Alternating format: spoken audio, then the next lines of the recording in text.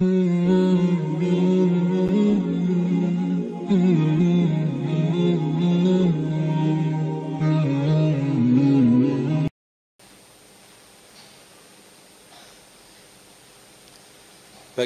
sikap kita yang terbaik ketika diundang makan di rumah seseorang? Padahal saat itu kita sedang berpuasa sunnah.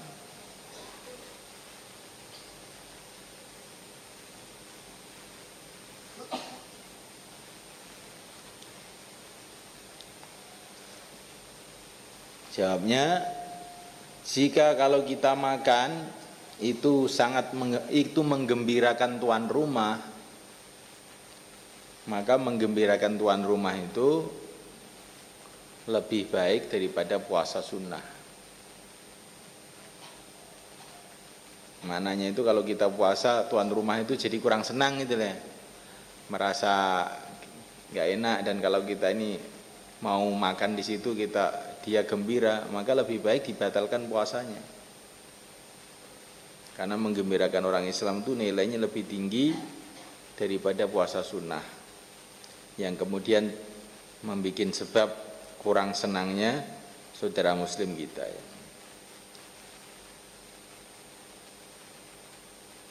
Paham maksudnya?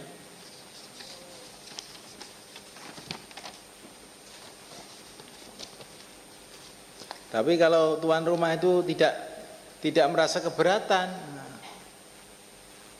ini kamu undang makan saya, tapi saya ini sedang puasa, bagaimana? Oh enggak apa-apa Pak Kiai, Pak Kiai puasa aja terus, doa buat kita semua supaya berkah, enggak apa-apa. Nah enggak apa-apa, puasa aja.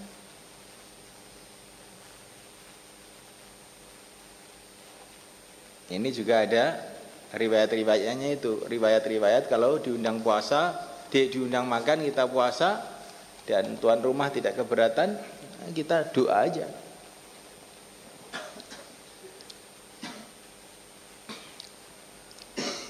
Sebutkan definisi miskin. Miskin adalah orang yang memiliki harta atau penghasilan halal yang sesuai dengan kedudukannya, tetapi belum mencukupi kebutuhannya secara sempurna dan kebutuhan orang yang di bawah tanggungannya. Jadi orang itu bisa saja penghasilannya itu sebetulnya kelihatannya banyak, tapi dia masih dianggap miskin karena orang yang di bawah tanggungannya banyak. Banyak orang itu kalau di sini ya penghasilan 1 juta, tapi dia tidak punya keluarga, ya sudah lebih cukup, tidak bisa dikatakan miskin lagi. Penghasilannya 1 juta, anaknya 10, ya miskin, nggak cukup itu. Di beberapa tempat, ya, kalau di Temboro cukup. Ya. Anaknya 10 kan, makan paling itu 100.000 juga cukup. Nah, ya mungkin pakaiannya, mungkin rumahnya, kalau rumahnya masih nyewa ya belum cukup. Jadi untuk keperluan harian belum cukup, itu miskin. Nah, dalam kitab fikih diceritakan bahwa termasuk keperluan harian itu kitab. Bagi thalibul ilm, bagi ulama itu kitab. Jadi umpamanya ulama itu punya perpustakaan harganya 100 juta. Mungkin bisa miskin dia itu. Karena ini termasuk keperluan seperti makan minum bagi orang lain. Jadi termasuk keperluan pokok bagi ulama atau thalibul ilm. Maka itu enggak dihitung berlebihan, enggak.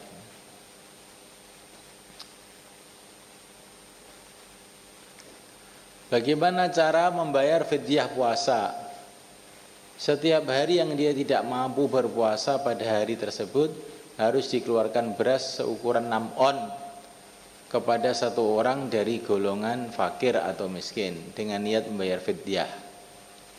Jika dia ingin memberikan fidyah 2 hari lebih untuk satu orang miskin, maka hukumnya boleh. Jadi setiap orang yang sakit, yang nggak ada harapan untuk sembuh, ya, Kayak orang yang diabetes sudah berat banget umumnya, terus stroke sudah berat banget, maka dia puasanya bayar fidyah 6 on tiap hari. Caranya tiap hari. Jadi kalau hari ini saya nggak bisa puasa, maka hari ini juga saya bayar fidyah 6 on. Diberikan kepada satu orang. Satu orang itu beli 6 on itu. 6 on jangan dibagi-bagi, satu orang aja. Tapi kalau 12 on untuk satu orang, untuk kifarah 1 hari, 2 hari, maka boleh.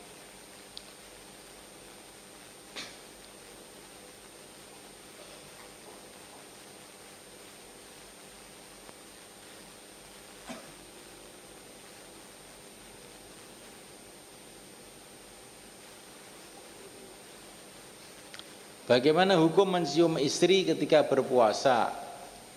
Jawabnya, kalau dia terbiasa mengendalikan syahwatnya sehingga berciuman tidak membuat dia jima atau keluar mani, maka hukumnya boleh.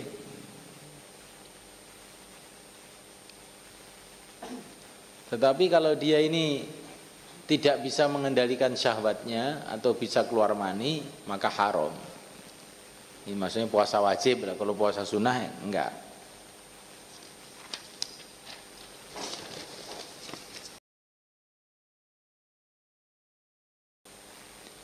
Apakah melihat mushaf di dalam sholat tarawih termasuk dimakruhkan?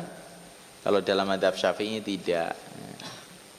Ini bahkan ini pernah dikerjakan oleh Sayyidah Aisyah radhiyallahu taala anha. Sayyidah Aisyah itu kadang-kadang beliau tarawih suruh ngimami seorang sahabat namanya Dzakwan. Dan dia ini Dzakwan ini enggak hafal Quran sehingga baca. Baca itu juga enggak apa-apa.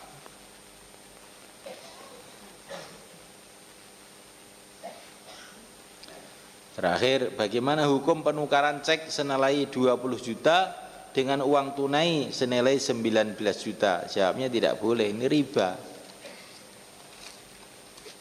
Termasuk riba waktu hari raya ada penukaran uang baru dengan uang lama atau uang gede dengan uang receh, ya.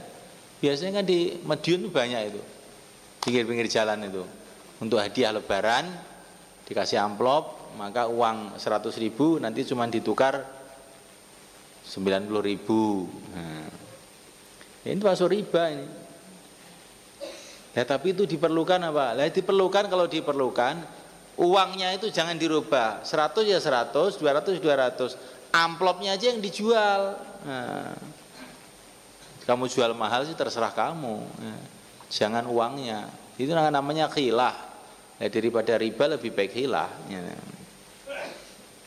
Paham?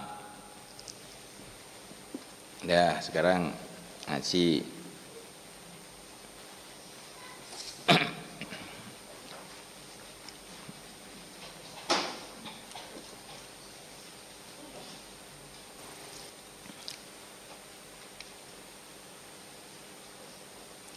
Bagaimana hukum berjabat tangan sesudah sholat?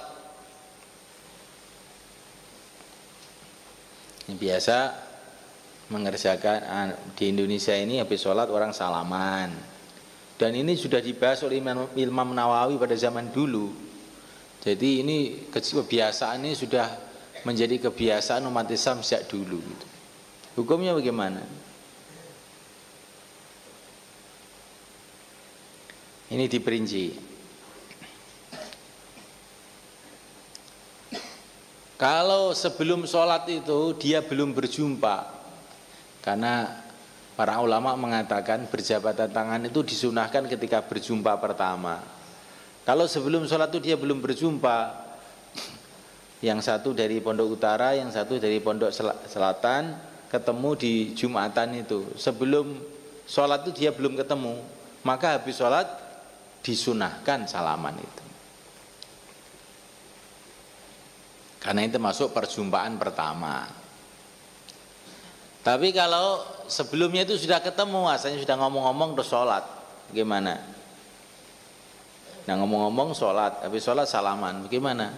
Hukumnya mubah. Sebagian ulama mengatakan sunnah, tetap sunnah. Kenapa? Karena Nabi menceritakan fadilah-fadilah jabatan tangan. Di antaranya hadis yang maknanya bila dua orang Islam berjabatan tangan, maka dosa-dosanya berguguran. Dan Nabi tidak membatasi, tapi tidak boleh loh berjabatan tangan setelah sholat, nggak ada. Maka hadis-hadis yang menyatakan fadilahnya berjabatan tangan itu tidak ada batasan. Maka ini pendapat yang paling bisa diterima, maka jangan dibatasi. Habis wiritan, habis sholat, habis apa itu tetap sunahkan aja. Tapi ada khilafiyat seperti itu.